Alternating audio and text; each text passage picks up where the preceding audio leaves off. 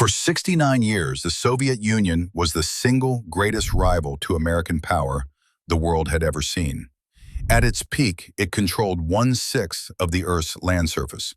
It had the world's largest military. It was first in space. It matched the US weapon for weapon, dollar for dollar, or tried to.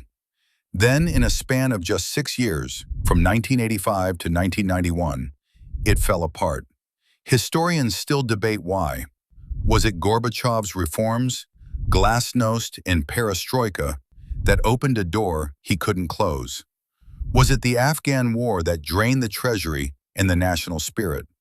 Was it Ronald Reagan's military spending that forced an arms race the Soviets couldn't afford?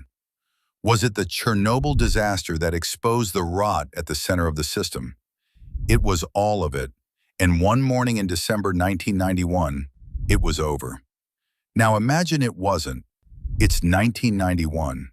Gorbachev's hardline opponents, who actually attempted a coup in August of that year, succeed. The coup holds. Gorbachev is removed.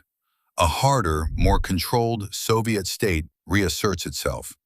The Baltic states are brought back in line by force, like Hungary in 1956. The Union holds. Here's what the world looks like. The 1990s are not a decade of American triumph.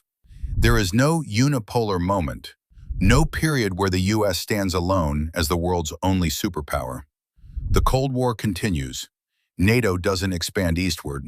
Eastern Europe doesn't open up. Poland, Hungary, the Czech Republic, still Soviet satellites. China's rise in the 1990s and 2000s, does it still happen the same way? Probably not. China expanded into global manufacturing in part because Western corporations needed an alternative to Soviet bloc instability. With a stable Soviet Union, the calculus changes. Russia competes for that manufacturing investment.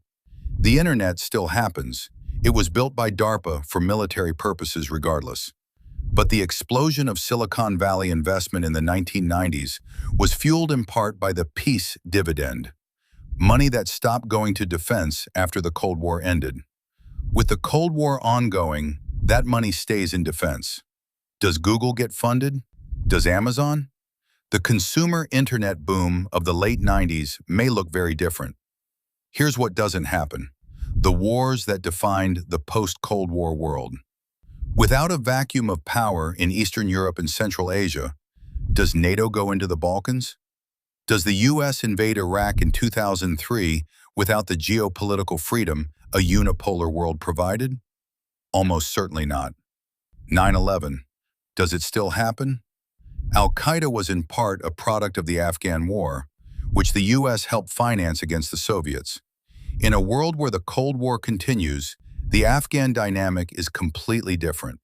The specific chain of events that led to Osama bin Laden building his network may never occur. The Soviet Union in 2026, if it had survived, would not look like the USSR of 1975. It would have been forced to reform economically to survive. Think of it more like modern China: authoritarian government, state-controlled capitalism, massive military, growing middle class. A different kind of superpower, not collapsed, evolved.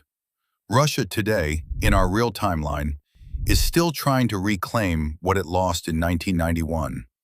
Every major geopolitical crisis of the last 30 years, Ukraine, Georgia, Syria, the interference in Western elections, is Russia attempting to reverse the outcome of that Christmas Day in 1991. One signature, one piece of paper, and the entire architecture of the modern world, built on the assumption of American dominance, was constructed on that single event.